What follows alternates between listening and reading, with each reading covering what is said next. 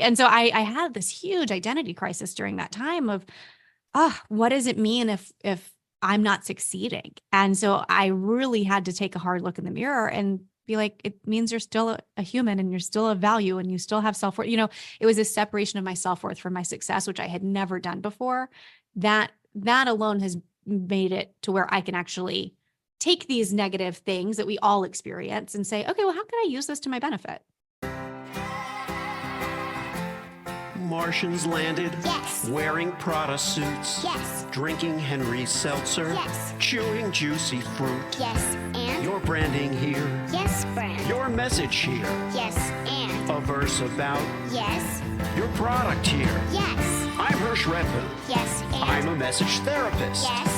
And I have a podcast. Yes, brand. That's right, that's it. Yes. We'll help you fix the world.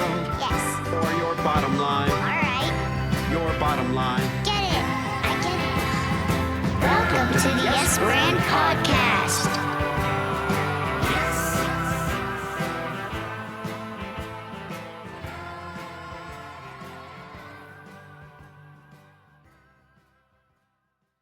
In the hot seat on Yes Brand today is Lindsey Epperly. Lindsey is the CEO and owner of Jetset World Travel. She scaled this from a one-person operation to a team of over 80 dedicated members and was recently included on the Inc. 5000 list of fastest growing companies. She's been named to the Forbes Next 1000 list and most inspired by navigating her industry's greatest crisis while expecting her first child. And that's a season she affectionately refers to as the MBA I never wanted. And we were just talking about some of that stuff before the show. Lindsey's a dedicated person when it comes to fighting burnout and imposter syndrome. So we're going to talk about that a little bit while teaching others how to turn obstacles into opportunities on her podcast, Who Made You the Boss? So today, Lindsey is the boss on our podcast. Lindsey, welcome to Yes Brand.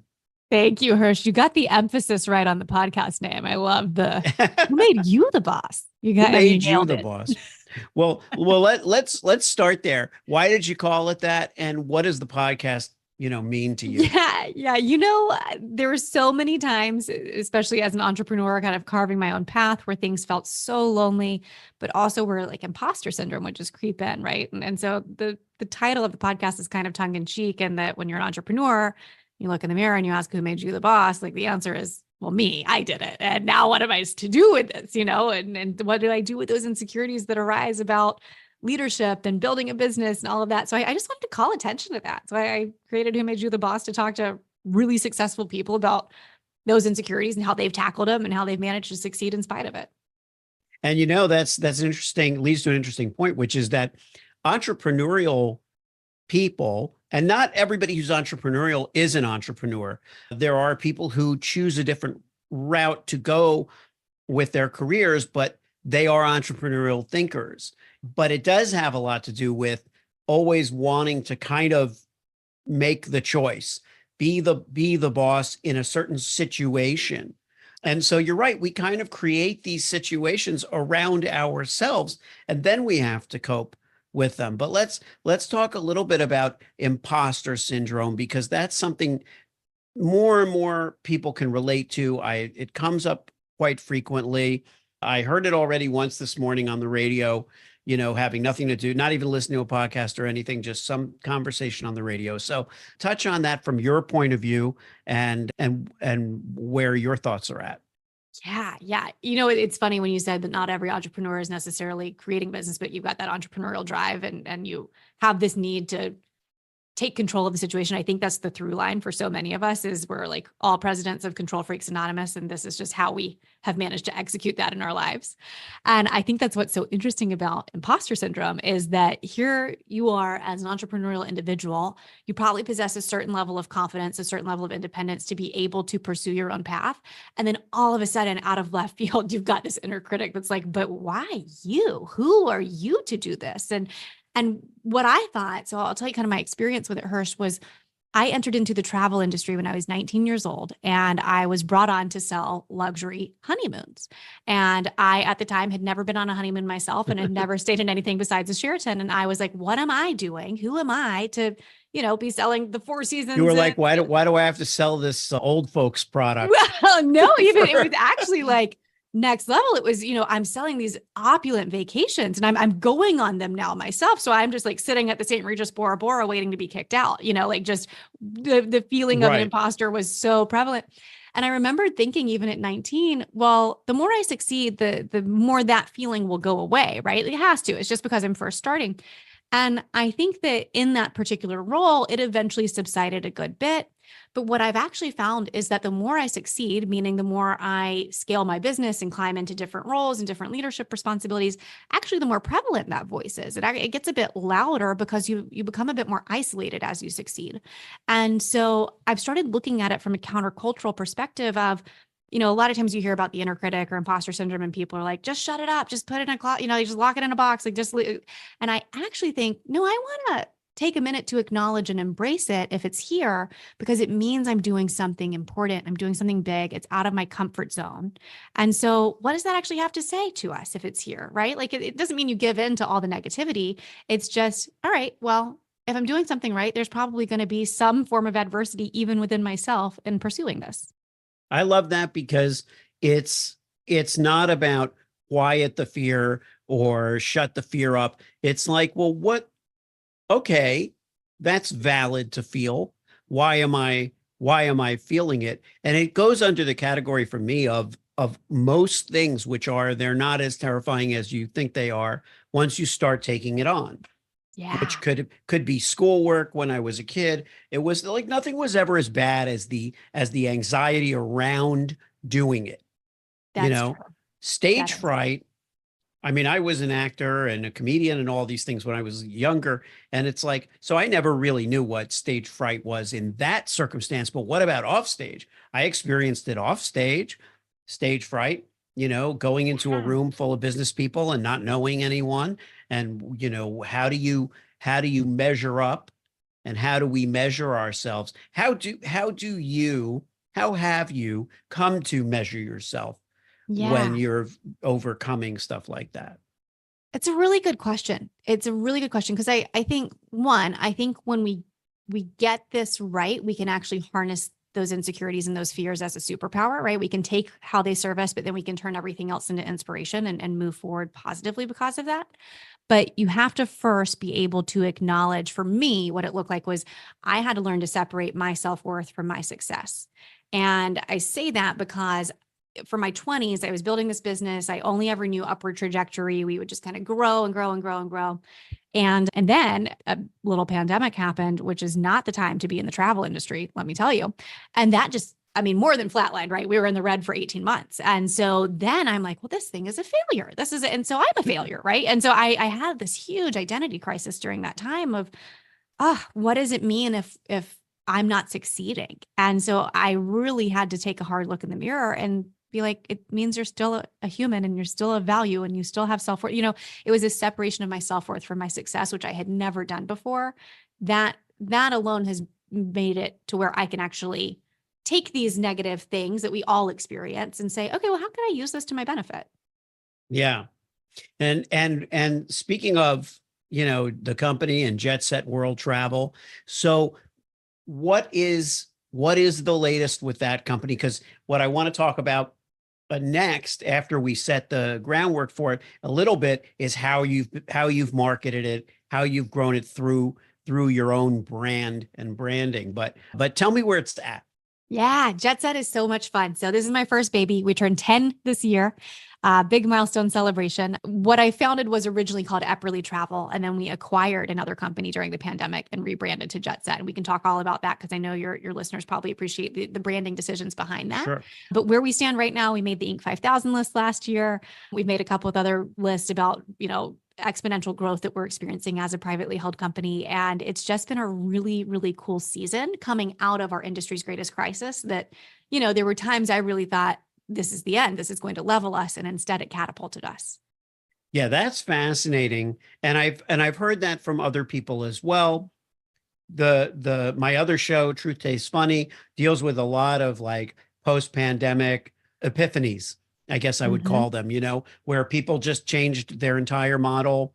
And in many cases, not out of necessity, but out of liberty, Yeah. which is just a reality. There are terrible things that happen that we have no control over, but how we respond to them and what we decide or don't decide to change is growth, is what our growth Yeah. is. So yeah, you guys were faced with, possibly a completely devastating thing that you possibly would not come back from. And now we're on another side of it, fortunately. But tell me about, one of the things that we talked about a little bit in our other conversation was that for people to do travel, to have help with travel or a travel agency or a travel facilitator is also not necessarily something that is, top of mind for Yeah. people. Yeah, that's very true. It's interesting, Hurst. There's even been a huge rebrand in the industry, and you were even trying to find the words there, right? What is it called? Yeah, yeah. It's called travel advisors. Like that's Right. the term these days for the most part, because the idea of a travel agent, to your point, is people imagine going in a traditional brick and mortar store saying, "I need a flight to Paris," and then the agent transacts on a typewriter and like creates a Right. ticket to Paris. Obviously, that is not what things look like these days, and so there's been this huge shift from transaction to relationship. And me getting into this industry when I was literally still in college, I was able to look out and see, oh, I am one of very few individuals who are representative of my generation. And now there are quite a few more 10 years later, 15 years later. But it was an opportunity that I saw, oh, this whole relationship driven model is really cool. And so that's what we've leaned into at Jetset and kind of how we differentiate ourselves. We really, really get to know our clients. Everything is, completely service based. So it's for the individuals who are like, I don't have the time, nor do I want to get this wrong. I want to rely on an expert. And that's why it's gone to that advising role. Now, speaking of that, who is your customer avatar? Yeah, yeah. I mean, we have quite a few at this point. So for the most part, though, it's the individuals that value both of those things, right? Their time and the expertise of someone else that knows what they're doing or has connections around the globe to make these things happen. So when I'm thinking of like one of our traditional customer models, it would typically be like a C-suite executive who's looking to take his family or her family on a vacation. So it is 100% leisure. It's all vacation based. But it doesn't necessarily have to be that C-suite executive, right? It's just an individual who doesn't want to get it wrong. So sometimes it's honeymooners who have never traveled outside of the country before. And they're like, this is a really precious trip because we don't know what we don't know. And we want to rely on someone else's expertise. But they're not necessarily, if they're leisure oriented, it's not like, I've had my own companies now for a long, long time. But when I was an employee, when I was on staff at places, that was one of the benefits, right? Is they had, a relationship with a travel agency. Certainly it made business travel easier. Sometimes you could use them and say, oh, well, I have this thing coming up. It's a family wedding. And what do you recommend? And having that comfort was really nice. Now you're dealing in large part with individuals, Mm-hmm. right? Mm-hmm. And what should people know about whether they can afford to, to bring on an advisor? Yeah, that's a good question. And what you're describing too, corporate travel agencies still exist. It's just a totally different Oh beast than yeah, what we do at leisure side. But when it comes to affording an advisor, every agency is different and every model is different. We are a service-based company. That means that the customer will hire us on in order to perform this service. So there's an upfront planning cost that varies anywhere between like $250 to $1,000, depending on the complexity of the trip. And then in terms of the actual product, the hotels, the cruise lines, the tour companies that our agents are using, if a client is traveling at a 4 and 5-star level, those are going to be the individuals that we're able to serve the best because those are the relationships we have on the back end. So, if a client's saying, I am really looking forward to going to the Corinthia in London, I've been there before on business, I'm taking my family back. Well, we get to be able to say, cool, we know their team really well because we had drinks with the salespeople last week and we're going to make sure that your family's taken care of. And by the way, we know about that allergy. So we're going to make sure that the amenity doesn't have that in it. Like whatever it is that right. really takes it to the next level. Right. Awesome. Okay. So that leads us to how you go about reaching that audience and how you take your company to them. So tell us a little bit about your strategies that have worked, maybe some that haven't. Yeah. Yeah. Good questions there, because it is a completely customized, every single thing we plan is custom. And because it is a luxury product, we've had less success when it comes to a traditional, paid ad or something of that nature, because that would do better if it was a little bit more like larger appeal, right? More one size Right. fits all, which is not what we do. So for us, the bread and butter for growing this business always has been referrals. Right. And that's something that in my business at the time it was public relations, then it became more marketing, and now it's personal branding. But up until a certain point, it was always referrals. But during the pandemic, that became like, oh, well, now it's it's like everything's just shifted. This is a reinvention, point where I can start to rethink my own model. And then the referral thing just became like not the only way. So, Yeah. so are there platforms that you're on that you find your clientele is also on, where a lot of this networking, let's say, takes place? Yeah, yeah, that's a good question, because we were pretty early on investing in SEO, and that has served us well as kind of a more modern agency and modern approach. I'll tell you, in terms of the intricacies of this, I'll be fully transparent. My husband is our COO, and he runs all of that side of the business with Yeah. our marketing manager. So I don't know the depth of it right now. All I know is 10 years ago when we first started, there were not a lot of agencies doing SEO. And we said, well, that's where we're going to start playing. And that has served us very well too. Yeah. And and I'm sure your husband is kind of deep into this as well, which is that the rules change constantly.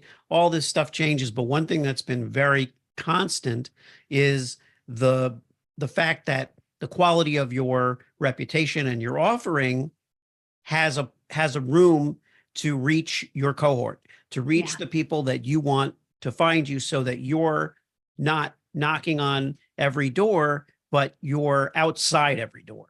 And that's Yeah. kind of one of the fun things. Let's talk about parenthood and family a little bit, and kind of use that as a destination point for our conversation, because number one, a lot of the people that use your service are going on vacation, taking their families on vacation. You, as a family business and a family, yourselves, how does the work-life balance and all of that factor in? I mean, it is a dance. It is, I mentioned my husband's my business partner, right? So when the pandemic hit, we were 5 months pregnant with our first child. We had a home under contract. Like, when we talk about the enmeshment of business and personal life, like, we could not have been any more involved. Right. So it has truly been a family business since he left his job in finance and decided to come over with us about 6 years ago. So now we have 2 kiddos. We have a 1 and a 4-year-old, and it is still that dance. One of the reasons that I've shifted very intentionally into a CEO role and into a role of creating more amplification and visibility for the company is because he does very well running the day to day. And in this season of life with littles, I didn't want the business to rise and fall on me, which really and truly should be an entrepreneurial goal anyway. But it took becoming a mom to see that was extremely important, that I don't want to be choosing between, if my daughter is sick, who's going to comfort her, and we have a client who has a fire that we need to put out, right? Like, I wanted there to be systems in place, in which case Jeremy, my husband, sits over those operations, but we also have a full leadership team that we delegate to, who handles most of those situations as they arise. So very rarely is it an interruption in my day. So I'm really able to be present in the company where I am best, which is vision casting, which is being the spokesperson, and then on the daily with my children. I was going to ask you about the vision casting part, because with a married couple as partners, anybody as partners, sometimes one partner should be the visionary, but they're partners. And so there's a little bit of conflict. People stepping outside their roles is really what it is. And it happens in most organizations at some point. Is that something that you and Jeremy have kind of had under control all the time? Like, how is that? It's been a piece of cake working with my partner. Been easy, right? We've never had a single argument, honestly. Right. Okay. Yeah. That was one of our biggest learning lessons early on. And that happened mostly when the pandemic occurred. So it was like, success can cover up a lot of flaws. And then when you have a major crisis, you just start seeing the cracks in the foundation. And one of our big cracks was exactly that. We were constantly on each other's lanes. And I founded the company. So I have this like deep-seated, unhealthy relationship of a founder with her first baby, that was like, I don't need a partner. I don't need someone to come in. And so originally we weren't even partners. He was just brought on to help grow it. And eventually it became very clear that I had such a death grip on this business because I was trying to wear all the hats. I was getting in his lane. He was also getting in mine. And we really had to learn what it meant to give one another professional respect and to really see where are our skills the best. And now I will say, yes, I wear the visionary hat most frequently because it is what I'm best at. I've always operated this company with a deep sense of kind of gut instinct. And so I'm typically trying to follow that trail. But there's also been a lot of instances, especially over the past few years, where Jeremy has risen up in leadership and he's casting vision alongside me, right? So I'll use the example of even our acquisition in 2021. I was in a season very, very recently post-maternity. I mean, I think I was like 6 months postpartum at that point, 7 or 8 months. And we get this acquisition opportunity that Jeremy comes up with. And there's no way during that season of life that I would have said, we should go buy another business, It's like having another baby. It's like getting pregnant. I'm like, I have a baby at home. We're still in the red, by the way. Like this is still early, or like mid-pandemic. And he's like, I think we should do this. I think we should seize this. And that one move catapulted our company in such beautiful ways. So I do think that's the true testament of partnership, right? I've heard marriage is not 50-50. It's 90-10. When one of you is 90, the other is 10 and vice versa. And I think that applies to our business partnership as well. Yeah, that's great. I have one more question for you, but I actually have two. I know what my last question is, but my second to last question is, so as the face of the company, that puts a lot of pressure on you to be out there and not just to represent the company, but possibly to have your own like personal brand, basically. How do you approach that? How important is it to sometimes separate the public persona of Lindsey Epperly from the company? That's a really good question. And probably I should talk to you about your services afterwards because I don't have the answer. Other than to say, I agree and I see the importance of that.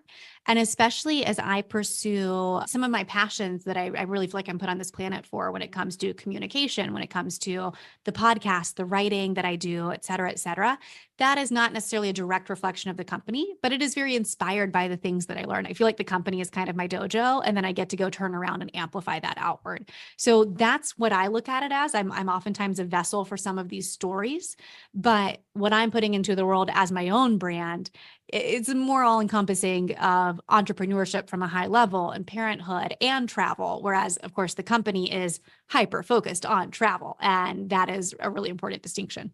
Yeah, it's very well said. It's easier to be an extension of a company than to reverse the process because the company doesn't exist to fulfill your entire universal whole person, goals. That's not what it exists for. But you can and I mean, by you, I mean, not just you, but one can more easily extend themselves as a representation of the company and its goals and its values and be aligned with it, but not be completely fulfilled. So it's an interesting topic to me, obviously. And then the taking the audience out with the last word, I was going to ask you if you and Jeremy had taken a honeymoon, and if so, where, but also what would be your ideal or your current place of just super fascination that you would recommend? Okay, so this is funny. We did take a honeymoon, and what's so funny about our honeymoon is that it was actually originally planned as an agent trip. So meaning as an agent, you get to go on these things called familiarization trips or educationals where you're going to experience the various properties and the destinations so you can come back and sell it to clients. And of course, we plan one of these and then he decides to join the company and we decide to make that our honeymoon. And so we went all around Tanzania. We went to a really incredible beach spot. It's an island off of Zanzibar called Memba Island. It's by And Beyond, and it was just unbelievable. But the funny thing, the reason that I laugh when I think about our honeymoon is this, here's a glimpse into the life of someone who, as a travel advisor for 10 years now, as a travel industry executive, I get a lot of thrills from changing trips halfway through. It's just a weird kicks and giggles that I have. And so even on our honeymoon, I was like, we should jump over here instead. We should go. Like, I am just actively trying to move things around. And I think some of that is because the world becomes a bit of your playground in the travel industry, and you have really great connections to be able to say, cool, hop on that flight and we'll host you tonight, or we'll take you out to dinner or whatever. So it's always a fun memory to think back, what a weird honeymoon, It was such a travel industry specific move. How does Jeremy roll with that kind of that neuroses? No, it's not neuroses, but it's let's just call it flexibility. Oh, he is the chillest person I've ever met. He's so patient. He's so easygoing. And as soon as he realized that this was a strange obsession of his wife, he just decided, let me embrace it. And I'll tell you, I changed a lot of trips halfway through. It's a bad habit. Yeah. Okay. Now, where can people find you? Best way to connect with me and see anything that I'm working on is just my website, lindseyepperly.com. That'll connect you to, we've got really cool resources on turning imposter syndrome into inspiration. We've got links to the podcast, and you can connect with me via social media links that are all on that website. All right. If you liked the show, Yes, and it worked for you, yes, that. subscribe and leave a Yes, friend. 5-star review. Yes, friend. Tell all your friends. Yes, friend. Get your branding here. Yes, friend. Get your branding here. Yes, friend. Did I make it clear? Yes, friend. Get your branding on Yes. before they're gone.